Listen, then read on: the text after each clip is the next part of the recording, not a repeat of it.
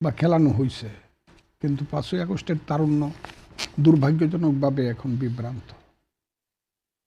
এবং আজকে আমার বলতেই হয়, আমি বলছি আমার কথাগুলো সারা পৃথিবী দেখতেছে, সারা বাংলাদেশ তো দেখতেই আছে। 5ই আগস্টের যে প্রজন্ম, তারা কেউ নেতা নয়, তারা সবাই অভিনেতা। আমি কথাটা বলে গেছি।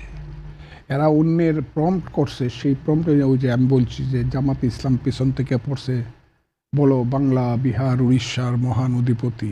ওরা স্টেজে বলছে বাংলা বিহার উড়িষ্যার মহান অধিপতি। যেমন আনোয়ার হোসেন সিরাজউদ্দৌলার অভিনয় করছে। আনোয়ার হোসেন যেমন সিরাজউদ্দৌলা না, এই ছেলেগুলা কিন্তু নেতা না, এরা হলো অভিনেতা। যার প্রমাণ রাখছে তারা গত 3 দিন আগে, আমি সবসময় বলতাম এরা একই প্রজাতি, একই প্রজাতি। সেই প্রজাতিটা হলো চিন্তা এবং চেতনায় আধুনিকতার বিরুদ্ধে, প্রগতির বিরুদ্ধে, অসাম্প্রদায়িক গণতন্ত্রের বিরুদ্ধে, ধর্মনিরপেক্ষতার বিরুদ্ধে। তারা হইল সেই জায়গাতে বিশ্বাস করে যারা 1971 সনে এই দেশকে ধ্বংস করার জন্য যে ফিলোসফি নিয়ে এসেছিল, সেই ফিলোসফির পক্ষের লোক তারা। এবং আজকে এটা প্রমাণিত এবং প্রতিষ্ঠিত হয়েছে। এই ছেলেরা বোধহয় জীবনে একটা মস্ত বড় নিজেরা ভুল করছে এবং বাঙালির ভবিষ্যৎ তরুণদেরকে বোধহয় এরা হতাশ করছে। এটা হলো আমার ধারণা। কাজে আপনি তারা সেই জামাতের সঙ্গে রাজনৈতিক জোটে আবদ্ধ আমি হয়েছে। কথাটা তো এটাই বলছি আমি। কাজে আমার মনে হয় না যে তারা এই দেশের সঠিক পথে চলছে। আপামর তরুণ প্রজন্মের যদি বলেন যে বেগম খালেদা জিয়ার তরুণ কাছ থেকে তারা প্রজন্ম কি শিখতে আগামী পারে? দিনে এই দেশে একটা ফাইট, এই দেশে একটা যুদ্ধ। The principal contradiction of this country, এই দেশের মূল কন্ট্রাডিকশন হলো 71 সঠিক ছিল মুক্তিযুদ্ধ, না 71 মুক্তিযুদ্ধ ভুল ছিল। এই জায়গাতে আইসা দাঁড়াবে এবং জামাত বা স্বাধীনতা বিরোধী শক্তি এই জায়গাতে দাঁড় করছে জিনিসটাকে।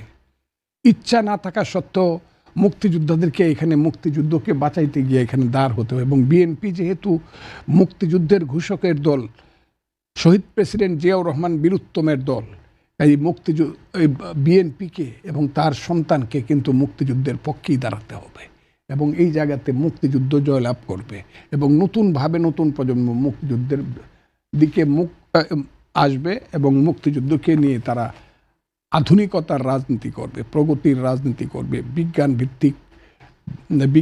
ভিত্তিক বিকশিত রাজনীতি করবে, অসাম্প্রদায়িক গণতান্ত্রিক ধর্মনিরপেক্ষরা মানুষের রাজনীতি করবে। ওই জায়গাতে দেশটা আসবে। একটু অপেক্ষা করেন। এটাই 12ই ফেব্রুয়ারিতে আপনারা যদি ইলেকশন হয়, আমি এখনও যদি একজন ক্যান্ডিডেট হিসাবে এটা আমার বলা উচিত না, আমি অলরেডি সাবমিট করে রেখে আসছি। ইলেকশন হওয়া উচিত। ইলেকশন হইলেই নির্বাচন নিয়ে সংশয় আছে আপনার? ট্রেনটা লাইনে উঠবে ইলেকশন। হ্যাঁ, এখনো নির্বাচন নিয়ে সংশয়? মানুষ বলে আমার সংশয় থাকা না থাকার পর আমার ছিল সংশয় না থাকে। এখন তারেক রহমান সাহেব আসার কারণে হয়তো বা ট্রেনটা সঠিক লাইনে উঠবে। এটা ধরেন গত 18 বছর আমি বিএনপি করি, আমার সুখ দুঃখের সময়গুলোতে একটা শেষ পর্যন্ত উনি যখন অসুস্থ ছিলেন তখনও আমি একটা দুঃসময়ের মধ্যে ছিলাম। এই সব ব্যাপারেই আমি দেখেছি আমাকে একজন ছোট ভাইয়ের মতো বলেন অথবা রাজনৈতিক কর্মী হিসাবে আমার প্রতি তার দুর্বলতার কারণে বলেন, আমাকে সবসময় তিনি উদ্ধার করার, রক্ষা করার চেষ্টা করেছেন। এখন এই দলে আমি আছি, আমার মূল গার্জেন চলে গেছে। কাজে দিনটা আমার কেমন যাচ্ছে এটা আপনারা নিশ্চয়ই বুঝতে পারেন। আমি ওনার আত্মার মাগফিরাত কামনা করি, আল্লাহ ওনাকে জান্নাতুল ফেরদাউস দান করুক। ওনার মৃত্যুতে বাংলাদেশের অপূরণীয় ক্ষতি হলো। ওনার সন্তান এতিম হলেন, এটা সবচেয়ে বড় কথা নয়। বড় কথা হলো বাংলাদেশটাই যেন রাজনৈতিকভাবে এতিম হয়ে গেল। সেই কারণে আজকে আমার মনের অবস্থাটা ভালো না। আমি মনে করি বর্তমানে বাংলাদেশে যে অন্ধকারে নিমজ্জিত হয়েছে, এই বাংলাদেশকে উদ্ধার করার জন্য হিমালয় পর্বত সমান ব্যক্তিত্ব, রাজনৈতিক ব্যক্তিত্ব দেশনেত্রী খালেদা জিয়ার সেরে ওঠা খুব উচিত ছিল। এই কারণে আমার মনে এত আবেগ ছিল। কিছুদিন আগে ওনাকে দেখতে গিয়ে আমি সাংবাদিকদের কাছে এবার কেয়ারের সামনে বলেছিলাম, আল্লাহ যদি আমার আয়ুর অনেকটা কেটে নিয়ে ওনাকে বাঁচায় তাতেও আমি রাজি আছি, আল্লাহ যেন এটাই করে। তুই যা হোক, আমি আগেও বলেছি যে জন্মিলে মরিতে হবে, অমরকে কোথা হবে। ঠিক তেমনি উনি চলে গেছেন, মৃত্যু ওনাকে নিয়ে গেছে, কিন্তু আমি মনে করি ইতিহাস ওনাকে বাঁচিয়ে রাখবে। উনি ইতিহাসের বাংলাদেশের অন্যতম শ্রেষ্ঠ সন্তান। কবি হাসান হাফিজ, সুখে ম্রিয়মান বাংলাদেশ, এই সুখ সইবে কিভাবে বাংলাদেশ? জাগতিক বিচারে তো ওনার দেহাবসান হয়েছে, কিন্তু ওনার কাজ তো রয়ে গেছে আমাদের মধ্যে, আদর্শটা রয়ে গেছে। এবং উনি যে গণতন্ত্রের এবং পরমত সহিষ্ণুতার যে একটা অসাধারণ প্রতীক, আমি বলবো শুধু বাংলাদেশ না, পুরো বিশ্বের ইতিহাসেই এই সহিষ্ণুতার নজির আর খুব কম পাওয়া যাবে। ওনার উপরে কত নির্যাতন নিপীড়ন চালানো হয়েছে, নিষ্পেষণ, অন্যায়ভাবে মামলা দেওয়া হয়েছে, কারান্তরীণ করে রাখা হয়েছে, সন্তানের অকাল মৃত্যু হয়েছে, এইসব নির্যাতন করে অফিসে অবরুদ্ধ করে রাখা হয়েছে।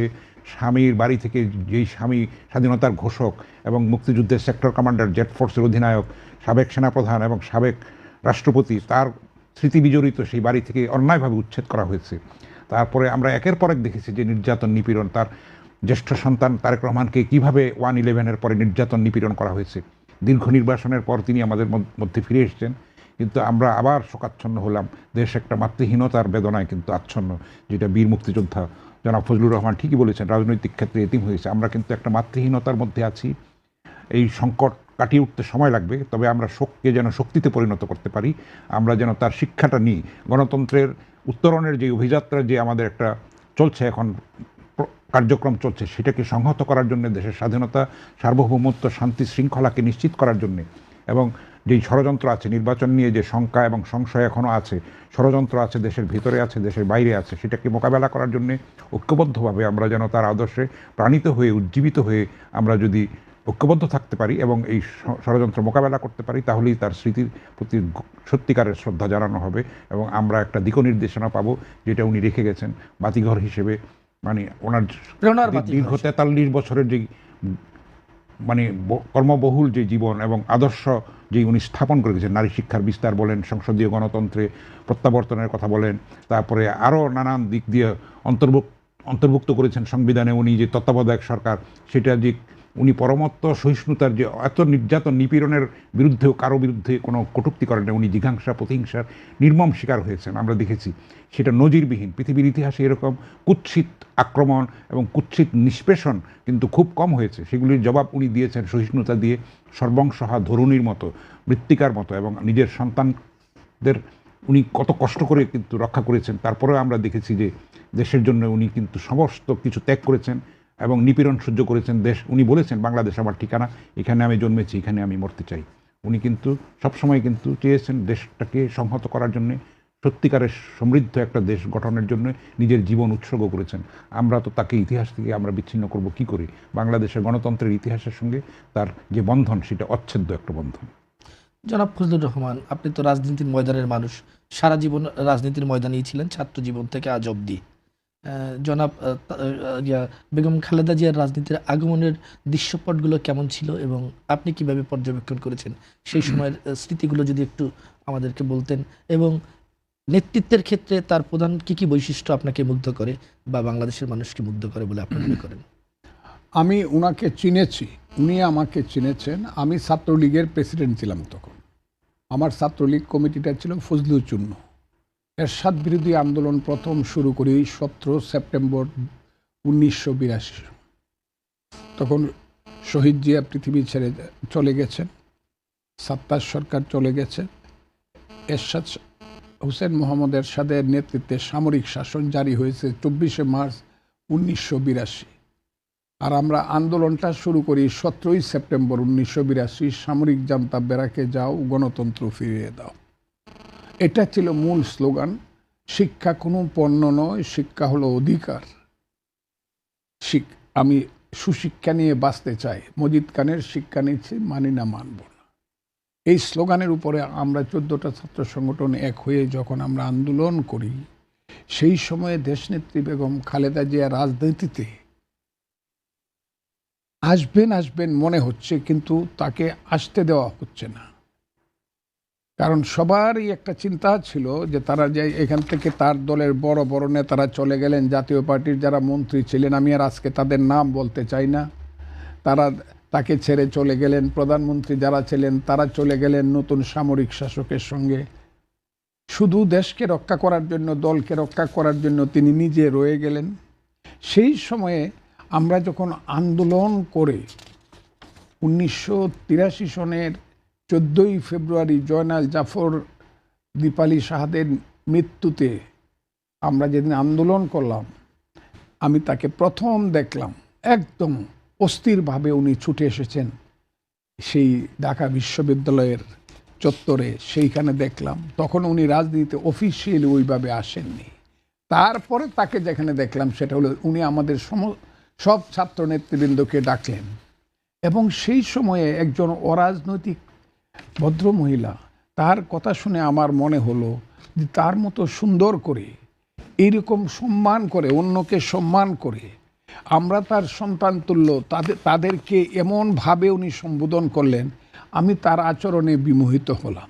এবং শেষ দিন পর্যন্ত একটা মানুষের জীবনের যে আচরণ এত সুন্দর হতে পারে, আপনার সাথে উনি একমত হবেন না, আপনার সাথে উনি দ্বিমত পোষণ করবেন, আপনি তাকে অনেক গালাগালিও করবেন, অনেক কিছু করবেন, কিন্তু উনি কিছুতেই আপনাকে অসম্মান করে কোনো কথা বলবেন না। এটা তার মহান গুণ, এটা মারাত্মক গুণ। প্রত্যেকটি মানুষের সঙ্গে উনি ভালোভাবে ভালো আচরণ করেছেন।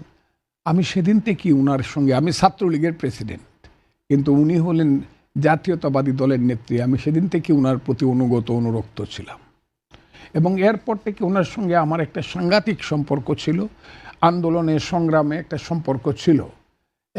এবং 91 সনে যখন নির্বাচন হয়, যখন কেউই ভাবতে পারে নাই যে বিএনপি কোনো কারণে মেজরিটি পেয়ে ক্ষমতায় আসবে আওয়ামী লীগের বিরুদ্ধে, কারণ বিএনপির কোনো সংগঠন ছিল না, শুধু একটা ছাত্র সংগঠন শক্তিশালী ছিল। সেই ছাত্র সংগঠন এবং উনার ইমেজ, কেন উনার ইমেজ, উনি সত্যকে সত্য বলেন, স্পেডকে স্পেড বলেন, উনি অন্যায়ের সঙ্গে আপোষ করেন নাই, যে কারণে ওনার উপাধি হলো আপোষহীন নেত্রী। ওই একটা মাত্র কারণে, অন্যায়ের সঙ্গে আপোষ করেন নাই বেগম খালেদা জিয়া, একটা মাত্র কারণে কিন্তু মানুষ তার প্রতি অনুপ্রাণিত হলো, মানুষ অনুগত হলো, এবং মানুষ 91 সনে ভোট দিয়ে অবিশ্বাস্যভাবে বিএনপিকে ক্ষমতায় আনলো। এইটা তার গুণের একটা মারাত্মক দিক। আরেকটা দিক হলো, কোনো কারণেই দুর্দিনে, দুঃসময়ে, দুর্বিপাকে উনি মাথা নত করেন না। 2 বার জেলে গেছেন। একবার যখন জেলে গেছেন তখন আমি ওনার সঙ্গে ছিলাম না, 111-এর সময় আমি অন্য দল করতাম। কিন্তু দ্বিতীয়বার যখন উনি জেলে গেছেন 18 সনের 8ই ফেব্রুয়ারি, এর 5 দিন আগে লা মেরিডিয়ানে একটা মিটিং ডেকেছিলেন তিনি সারা বাংলাদেশের নেতাকর্মীদের। এবং সেই মিটিংয়ে হঠাৎ করে উনি বললেন, মির্জা ফখরুল ইসলাম আলমগীর সাহেবকে বললেন, আমি কারো বক্তৃতা আজকে কেন্দ্রীয়ভাবে শুনতে চাই না। জেলার কিছু নেতা বক্তৃতা করছে আমি শুনেছি, কিন্তু কেন্দ্র থেকে আমি শুধু একজনের বক্তৃতা শুনতে চাই। তুমি অ্যাডভোকেট ফজলুর রহমানের নাম ঘোষণা করো। এখানে তো সমস্ত স্থায়ী কমিটির নেতারা বসে আছেন, আমি তো এটা টেলিভিশনে কথাটা বলতেছি, সমস্ত বড় বড় নেতারা বসে, সব অবাক, আমি নিজে বিস্মিত, আমার নাম কেন বলবে।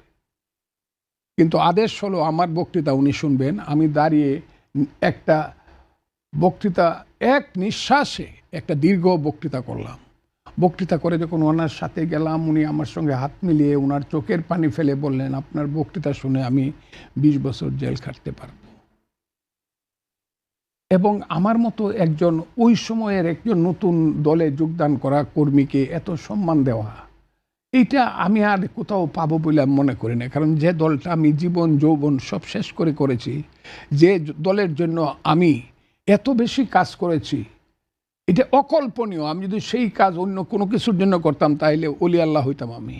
সেই দলটিতে যখন সম্মান পেলাম না, একজন নেত্রী, দেশনেত্রী বেগম খালেদা জিয়া আমার মতো একজন নতুন লোককে যখনই গেছি, ফজলুর রহমান কেন এসছেন, উনার যে সেই। তবে আমি চেষ্টা করেছি, উনি জেলখানায় যাওয়ার পরে আমার আমি 300 বক্তৃতা করেছি উনার নামে। উনি জেলখানায় যাওয়ার পরে, এইটা বিশ্ব রেকর্ড, শুধু উনার নামে। যে চৈত্র বৈশাখের রৌদ্রের দাবদাহে উনাকে একটি নির্জন কারাগারে রেখে যেভাবে ধীরে ধীরে মৃত্যুর দিকে এগিয়ে যেতে একটা সরকার এই অকাল কুষ্মাণ্ডের মতো দুষ্কর্মটি করছেন, এই সরকারের বিরুদ্ধে আন্দোলন করার জন্য উনার নামে যে ডাকটা আমি দিয়েছি, 300-র মতো বক্তৃতা করেছি আমি, আপনি কল্পনা করতে পারবেন না। এবং আমি সেই সময় দেখেছি এত কিছুর মধ্যে উনি মাথা উঁচু করে দাঁড়িয়ে আছেন, কারোর সঙ্গে কোনো আপোষ করেন নাই, অন্যায়ের সঙ্গে আপোষ করেন নাই। সেই কারণে আমার মনে হয় আরেকটা জিনিস আমার মনে হয়েছে, দেখেন উনি রাজনৈতিক জীবনে অত্যন্ত অত্যন্ত এটা কি আলোকিত জীবন তার। একজন স্বল্প শিক্ষিত একজন ভদ্র মহিলা, বাংলাদেশের প্রধানমন্ত্রী, প্রথম প্রধানমন্ত্রী, মহিলা প্রধানমন্ত্রী, 3 বারের প্রধানমন্ত্রী, একজন ভদ্র মহিলা, তার কোনো অকল্পনীয় তার জনপ্রিয়তা। এইটা যেমন পেয়েছেন, তার ব্যক্তিগত জীবনটাকে যখন আমি মনে করি, আমার মনে হয় তার মতো হতভাগিনী এই লেভেলের পরিবারের লোক খুব কম আছে, যার সেই মহান স্বামী শহীদ রাষ্ট্রপতি জিয়াউর রহমান, যিনি বলেছিলেন I major Zia do hereby declare the independence of Bangladesh, যিনি সেক্টর কমান্ডার ছিলেন, জেট ফোর্সের কমান্ডার ছিলেন, সেই মেজর জিয়া রাষ্ট্রপতি ছিলেন। মাত্র উনি তার সেই মহান স্বামী চক্রান্তমূলকভাবে চট্টগ্রামের সার্কিট হাউসে নিহত হলেন। 32 বছর বয়সে একজন মহিলা তার রূপে গুণে তার সেই সংসার, সুখের সংসার নিঃস্ব হয়ে গেল। যৌবনে পড়লেন সাদা কাপড়, জীবনের সমস্ত ভোগ বিলাস বিত্ত বৈভব ত্যাগ করে 2টি শিশু সন্তানকে নিয়ে বাঁচবার চেষ্টা করলেন। তাতেও তার হলো না, জেল খাটতে হইলো। জেল থেকে বেরিয়ে আসলেন, সেই সন্তান মারা গেল মালয়েশিয়াতে। জিয়াউর রহমানের ছেলে দেশ থেকে বিদেশে গিয়ে মরবে, এটা আমার কাছে অকল্পনীয়।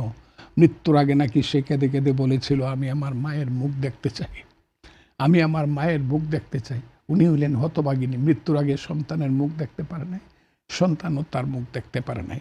কারণ মায়ের সামনে সন্তানের লাশের চেয়ে ভারী জিনিস পৃথিবীতে আর কিছু নাই। এই দিক থেকে উনি আমার কাছে মনে হয় কপাল পোড়া হতভাগিনী। আমার মনে হয় 15 বছর পর্যন্ত একমাত্র ছেলে, তার ছেলের মেয়ে বা ছেলের পুত্রবধূ কারো মুখ দেখতে পারেন নাই, তারা বিদেশে রয়েছে, জেলে রয়েছেন। কাজে এই দিক থেকে তাকে আমার হতভাগা মনে হয়। আর রাজনীতির দিক থেকে তিনি এমন আলোকিত যে বাংলাদেশ যতদিন থাকবে, বাঙালি জাতি যতদিন থাকবে, যতদিন বাংলাদেশে রাজনীতি থাকবে, রাজনৈতিক নেতৃত্বে থাকবে এবং তার ইতিহাস থাকবে, উনি শ্রেষ্ঠতম কাতারে থাকবেন। শ্রেষ্ঠ যারা থাকবেন তাদের কাতারে উনি চিরদিন থাকবেন। এ হলো আমি একটু- দেশনেত্রী বেগম খালেদা।